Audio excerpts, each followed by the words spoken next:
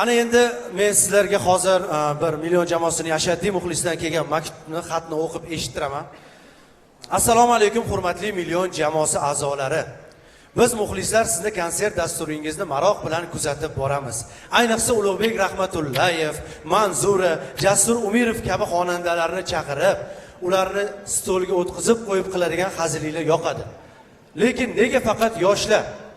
Barcha tanigan, xalqimiz suygan san'atkorlar, xalq artistlari Gulsanam Mamazoitova, Ozodbek Nazarbekovni olib chiqib stolga o'tkazib ularga hazil qila olmaysizlar-ku. To'g'ri, qila olmaysizlar.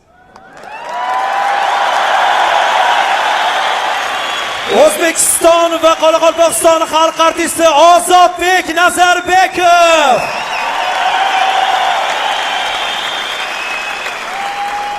Assalomu alaykum Ozodbek aka, xush kelibsiz konsert dasturimizga. Bu xatga men 100% qo'shilaman. Rostdan ham sizga hech qanaqa hazil qila olmaymiz. Kimga hazil qila olmaysan, bobo?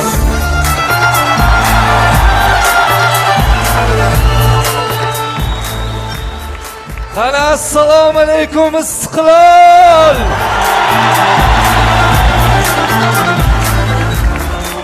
O'zbekiston va Qoraqalpog'iston Respublikasi xalq artisti Ozodbek Nazarbekov.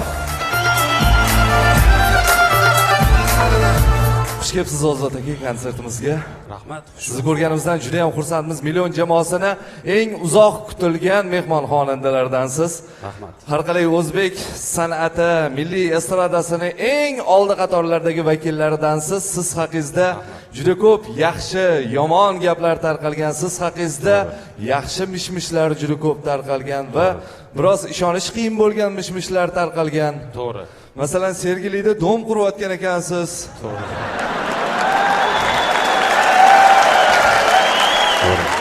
Ya, to'g'rimi? Mishmishligi to'g'ri. Ha, mishmishligi to'g'ri. Keyin mana anchadan beri eshitaman, Ozodbek Nazarbekovning 4 ta xotini bor ekan. To'g'ri. Ya, mishmishligi to'g'ri. Keyin Ozodbek Nazarbekov ayol xonandalarga, hamkasblariga xushomad qilishni, gap otishni yaxshi ko'rar ekan deyshadi. Ya, buni mishmishligi ham noto'g'ri. Rayhon senga uylanaman, go'shangamiz bog' bo'ladi Rayhon. Sen unaqa odamni xijolat qilmagin, iltimos. Bu bor yo'g'i qo'shig'i, to'g'rimi? Unisiga bu qanaqa bola haqiqatdan. Rayhon bilan Rayhonning farqiga bormaydi. Endi bir kami hammani oldida hozir endi Rayhonning javobini ham qo'yib berishing qoluvdi.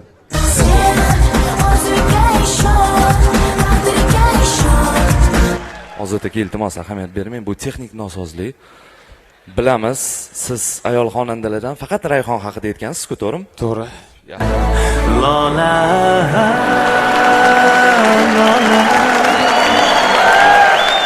ham bor ekan u. Bu ham gul. Hozir Munis demasam ishontira olmayman shekilli.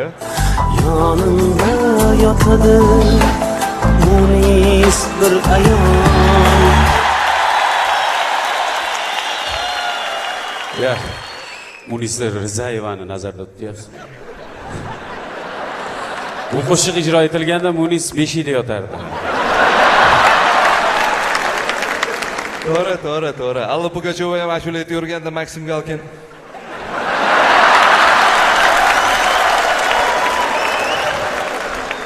Mayli, qo'ying, keling o'tiring. Yo'q.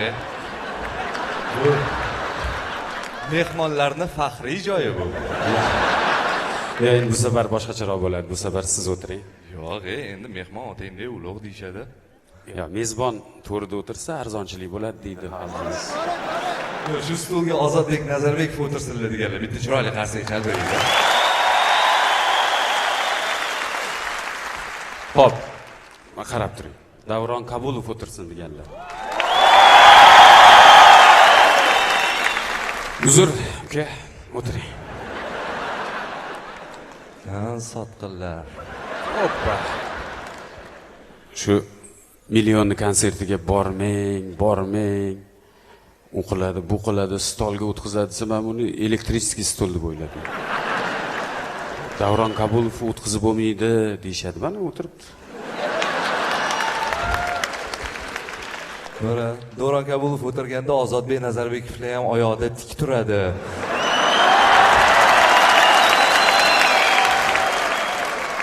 deb o'ylashmasan Ozodbek, endi men siz oldingizda hozir o'tirib olsam sal g'alati bo'lsa kerak. Val o'tirmaymiz, ikkalamiz ham o'tirmaymiz. Xo'p bo'ladi. Endi bu safar boshqacharoq. Har doim xonandalar o'tirardi, ular gapirardi.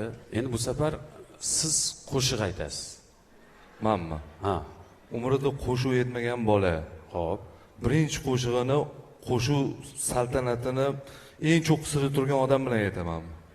Nima qilibdi? Futbol o'ynashni bilmaydigan bolani srazu Cristiano Ronaldoning oldiga tashlab qo'ymaysiz-ku.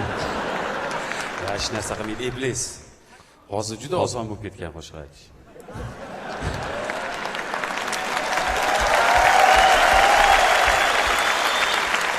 Men boshlab beraman, siz davom ettirasiz.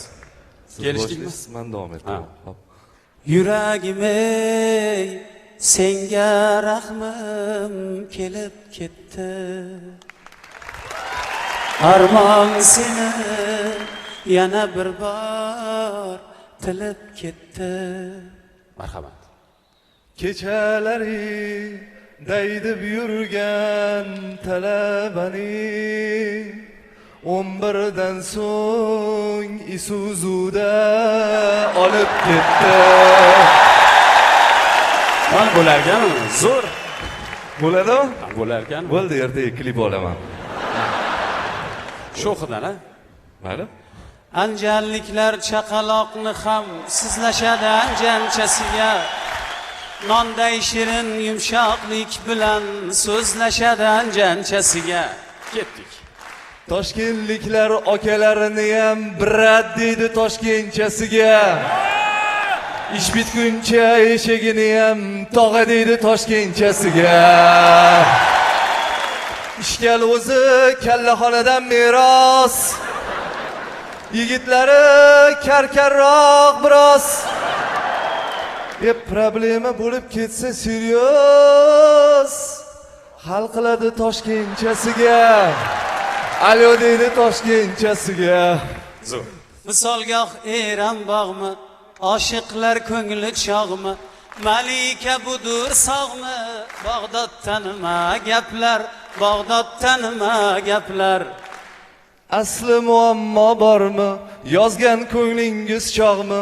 Ba'zi odamlar sog'mi? Portalda nima gaplar? Portalda nima gaplar? Er so'rab balo bormi? Portalda nima gaplar? Portalda nima gaplar? Gap yo'q. Zo'r. Bo'larkan. Ozodbek, men ijodingizni muntazam ravishda kuzatib boraman va bilishim bo'yicha bugungacha 600 dan ziyod qo'shiqlarni yaratgansiz. To'g'ri. Endi har bitta mavzuga qo'shuvlar bor-da. Masalan, ob-havo ma'lumoti desangiz, chaqmoq chaqar, chaqmoq chaqar bo'ladi, to'g'ri? Mana hozir bitta yengil aytaman, kecha xush xabar eshitib qoldim. Shu xabarga mos qo'shig'ingiz bormi? Qani? Futbol bo'yicha O'zbekiston milliy terma jamoasi bosh murabbiyi Samvel Babayan iste'foga chiqish arafasida. Ketaman der ketsa ketar, ketsa ketar, ketsa ketar.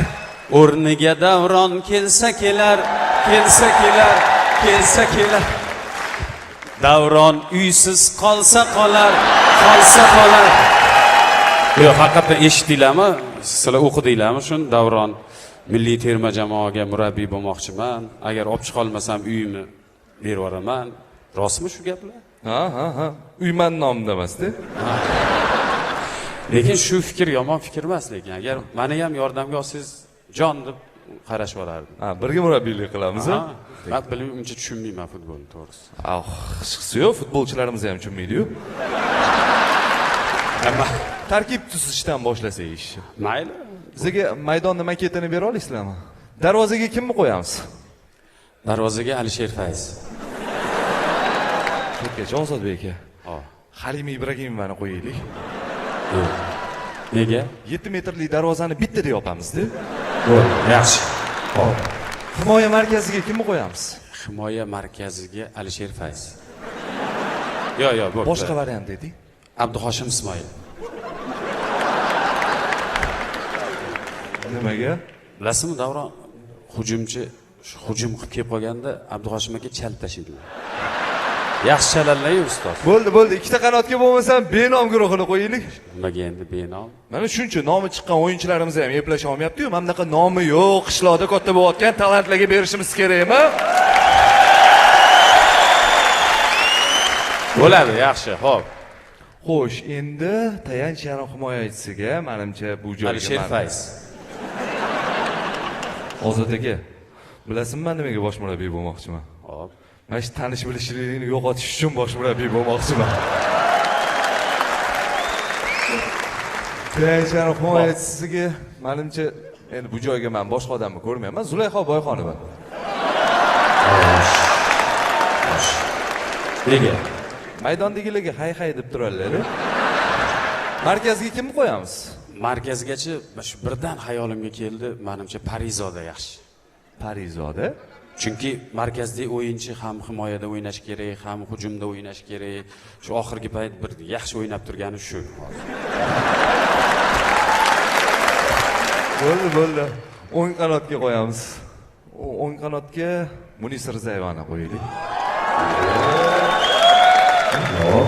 Hop. Yo, bekorga qo'ymayapman. O'ng qanotdagi o'yinchi juda ham kuchli bo'lishi kerak birinchidan. Ikkinchidan Munisa Rizayeva administratorim hamma pullarimni yig'ishtirib, meni aldab qochib ketdi deb aldadi. Administrator mana hozir Toshkentda yuribdi. Jasur G'oyipovga turmushga chiqyapman deb hammamizni aldadi, lekin hali ham turmushga chiqqani yo'q. O'ng qanotga yaxshi aldaydigan o'yinchilar kerak. Xo'p, chap qanotga. Chap qanotga Yulduz Usmonovani qo'yamiz.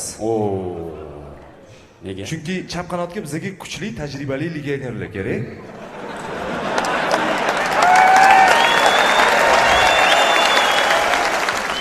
Yulduz Usmonova tajribali, kuchli legioner. 5 yil Turkiyada o'ynab kelganlar. Dunyo kezganlar-da, dunyo ko'rgan san'atkor, to'g'ri. Hujumkor, yarim himoyachi o'yinchi qo'ymasangiz bo'lmaydi. Ikkita Sardorni qo'yaylik. Sardor Rahimxon bilan Sardor Mamadali. Nega ikkita Sardor? Bitta Sardor bilan eplolmayapmiz, ikkitasida o'ynab ko'raylik. Bo'ldi. Faqat bitta iltimosim bor. Xo'sh. Hujumga Ozodbek Nazarbekov qo'yamiz. Yo, bo'lmaydi. Men yugura olmayman, u yerda tez yugurish kerak hujumchi. Ozodbek aka, sizdan yugurishni hech kim so'ramayapti. Stadionni kimdir to'ldirishi kerak-ku, stadionni.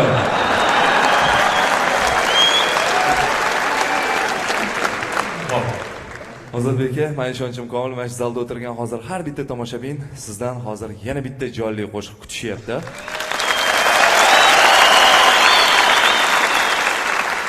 Lekin buni iloji yo'q. Chunki Ozodbek Nazarbekov hozirgacha 4 ta qo'shiqni jonli etib bo'ldilar. Birov narxini bilasizlar. Ikkinchidan Ozodbek Nazarbekov bu yil va'da berganlar. Men Istiqlol san'at saroyida konsert qo'ymayman bu yil, dam olaman deganlar. Hozir 4 ta ashulani etib bo'ldilar. Hop 5-sini boshlasalar odamlar, Ozodbek Nazarbekov bu yil ham Istiqlolda konsert qo'yibdi deydimi odamlar? Ha? Undan ko'ra Qarsaklarning eng katta guldastasi bilan kuzatib qo'yamiz. O'zbekiston va Qoraqalpog'iston Respublikasi xalq artisti Ozodbek Nazarbekov. Davron Kabulov. Rahmat. Sog' bo'linglar, rahmat. Minnatdorchilik bildiramiz. Rahmat.